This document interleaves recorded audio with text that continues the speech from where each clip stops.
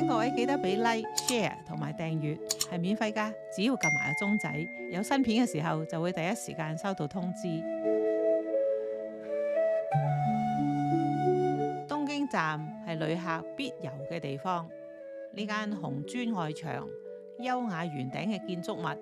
可以話係日本近100年歷史嘅見證。走入東京站，除咗去坐通往全國各地嘅列車，仲可以去車站嘅便當街，睇下嚟自北海道、東北、九州同關西各地嘅便當。據說有成200款咁多，真係唔買都要開下眼界嘅。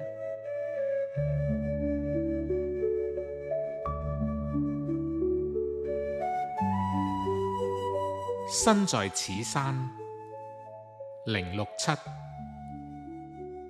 那一夜在東京站買便當。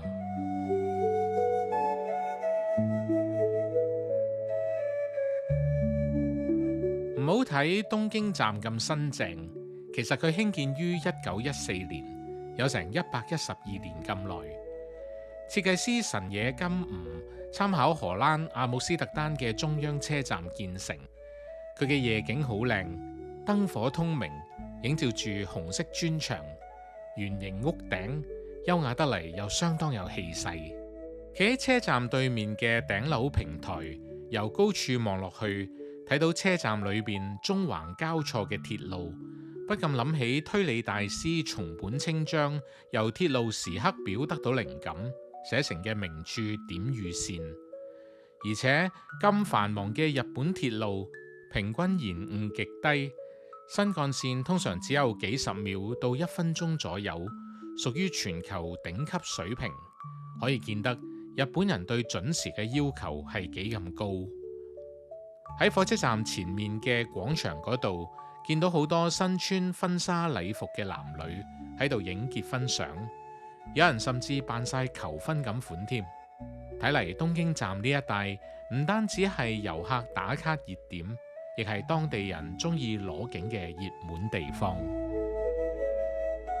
日本人對時間控制咁認真，對整便當亦都同樣講究。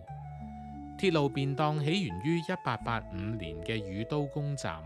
初時只不過係個飯團，有啲似我哋嘅黐飯，中間只係夾啲醃蘿蔔，但係就慢慢發展成各地特色嘅食品。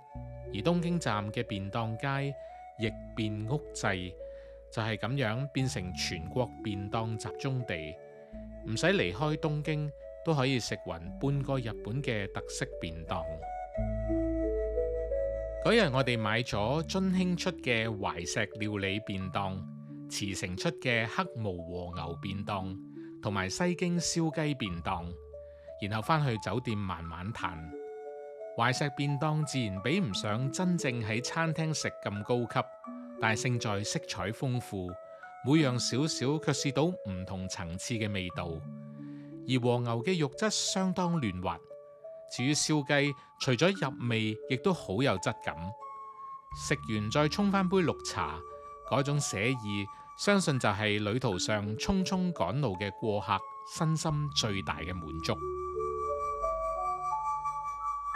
日本人有個講法，話食亦便先算開始旅行。咁喺東京站買便當，就係古典建築同美食相遇嘅最佳選擇啦。